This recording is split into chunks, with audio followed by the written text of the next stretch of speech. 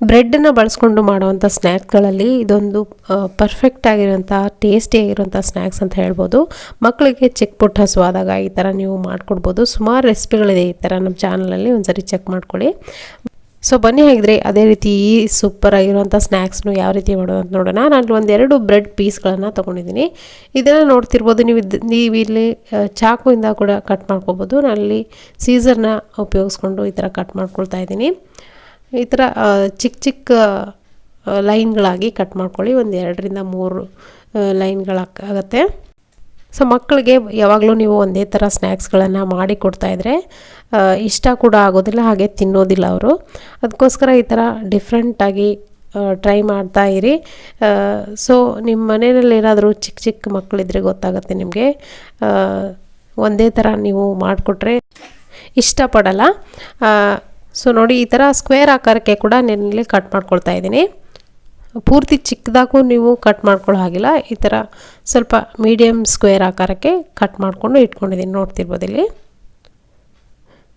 So 1-2 bread ಪೀಸ್ಗಳಿಂದ ನೀವು ಮಾಡ್ಕೊಳ್ಬೋದು. ನೋಡಿ, ಇದಕ್ಕೆ 1 ಮೊಟ್ಟೆಯನ್ನು ಹಾಕ್ಕೊಳ್ತಾ ಇದ್ದೀನಿ. ನಿಮಗೆ ಮೊಟ್ಟೆ ಪ್ರಮಾಣ ಜಾಸ್ತಿ ಬೇಕಂದರೆ ಇನ್ನೊಂದು ಮೊಟ್ಟೆ ಕೂಡ ನೀವು ಸೇರಿಸ್ಕೊಳ್ಬೋದು, ಏನು ತೊಂದರೆ ಇಲ್ಲ. ಇದಕ್ಕೆ ಸ್ವಲ್ಪ ಕೊತ್ತಂಬರಿ ಸೊಪ್ಪನ್ನು ಸಣ್ಣದಾಗಿ ಕಟ್ ಮಾಡಿಕೊಂಡು ಹಾಕ್ಕೊಳ್ತಾ ಇದ್ದೀನಿ.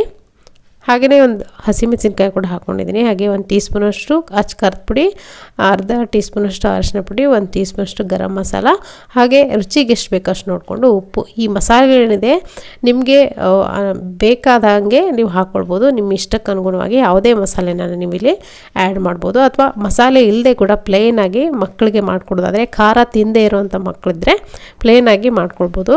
ಇದನ್ನು ಚೆನ್ನಾಗಿ ಮಿಕ್ಸ್ ಮಾಡ್ಕೊಳ್ತಿದ್ದೀನಿ. ಮಿಕ್ಸ್ ಮಾಡಿಕೊಂಡು ನೋಡಿ, ಇಲ್ಲಿ ಒಂದು ಪ್ಯಾನ್ ಬೇಯಿಸಿ ಇಟ್ಕೊಂಡಿದ್ದೀನಿ. ಒಂದು 2 ಸ್ಪೂನ್ ಆಗೋಷ್ಟು ಎಣ್ಣೆಯನ್ನು ಹಾಕ್ಕೊಂಡಿದ್ದೀನಿ. ತುಪ್ಪ ಹಾಕಿ ಕೂಡ ನೀವು ಮಾಡಿಕೊಡ್ಬೋದು ಮಕ್ಕಳಿಗೆ.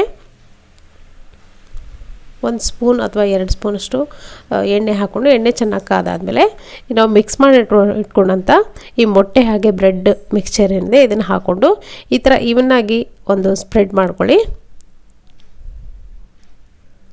ನೋಡಿ, ಎಲ್ಲ ಕಡೆ ತವೆ ಮೇಲೆ ಬರೋ ಥರ ಪೀಸ್ಗಳೇನಿದೆ ಬ್ರೆಡ್ ಪೀಸ್ಗಳು ತವೆ ಮೇಲೆ ಎಲ್ಲ ಕಡೆನೂ ಈವನ್ನಾಗಿ ಬರೋ ಥರ ಸ್ಪ್ರೆಡ್ ಮಾಡಿಕೊಂಡ್ರೆ ಆಯಿತು.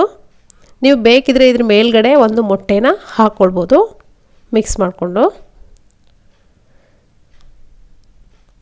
ಸೊ ಒಂದು ಕಡೆ ಚೆನ್ನಾಗಿ ಬೇಯೋವರೆಗೂ ಮತ್ತೊಂದು ಕಡೆ ತಿರುಗಿಸೋಕ್ಕೆ ಹೋಗ್ಬಿಡಿ. ಇದನ್ನು ನೋಡಿ, ಒಂದು ಕಡೆ ಚೆನ್ನಾಗಿ ಬೆಂದಿದೆ. ಈ ಥರ ನಿಧಾನವಾಗಿ ತಿರುಗಿಸಿ ಹಾಕ್ಕೊಂಡು ಇನ್ನೊಂದು ಕಡೆ ಕೂಡ ಮೀಡಿಯಮ್ ಫ್ಲೇಮ್ ಇಟ್ಕೊಂಡು ಒಂದು ಅರ್ಧದಿಂದ 1 ನಿಮಿಷ ಫ್ರೈ ಮಾಡಿಕೊಂಡ್ರೆ ಆಯಿತು. ತುಂಬಾ ಟೇಸ್ಟಿಯಾಗಿರುತ್ತೆ. ಇದನ್ನು ಒಂದ್ಸರಿ ಖಂಡಿತವಾಗ್ಲೂ ನೀವು ಕೂಡ ಟ್ರೈ ಮಾಡಿ ನೋಡಿ. ಬೇಕಿದ್ರೆ ನೀವು ಇದ್ರ ಮೇಲ್ಗಡೆ ಚೀಸ್ ಹಾಕ್ಕೊಳ್ಬೋದು ಅಥವಾ ವೆಜಿಟೇಬಲ್ಸ್ನ ಕಟ್ ಮಾಡ್ಕೊಂಡು ಹಾಕ್ಕೊಬೋದು. ನೀವು ಪಿಜ್ಜಾಗೆ ಏನೇನು ಸೀಸನಿಂಗ್ ಮಾಡ್ಕೊಳ್ತೀರೋ ಅದನ್ನೆಲ್ಲವನ್ನು ಇದ್ರ ಮೇಲ್ಗಡೆ ನೀವು ಮಾಡ್ಕೊಳ್ಬೋದು. ಸೊ ನಾನಿಲ್ಲಿ ಅದನ್ನೆಲ್ಲ ಮಾಡ್ತಿಲ್ಲ, ಜಸ್ಟ್ ಪ್ಲೇನ್ ಈ ಥರ ಬ್ರೆಡ್ ಹಾಗೆ ಎಗ್ಗಿಂದ ಮಾಡೋವಂಥ ಒಂದು ಕ್ವಿಕ್ ಸ್ನ್ಯಾಕ್ಸ್ ಅಂತ ಹೇಳ್ಬೋದು. ದಿಢೀರಾಗಿ ನೀವು ಮಕ್ಕಳಿಗೆ ಹಸುವಾದಾಗ ಮಾಡಿಕೊಟ್ಬಿಡ್ಬೋದು, ತುಂಬಾ ಇಷ್ಟಪಡ್ತಾರೆ.